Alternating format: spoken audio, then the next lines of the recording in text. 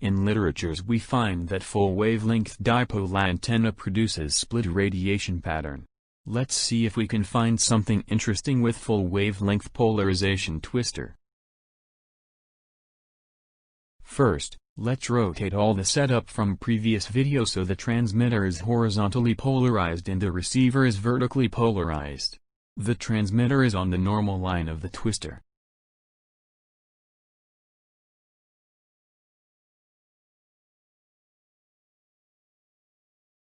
We can find a twisted signal at position similar to the previous video, but we cannot find it anywhere else.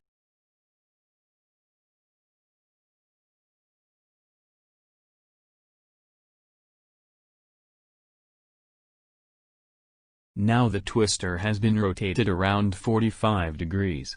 Let's scan the area around the twister.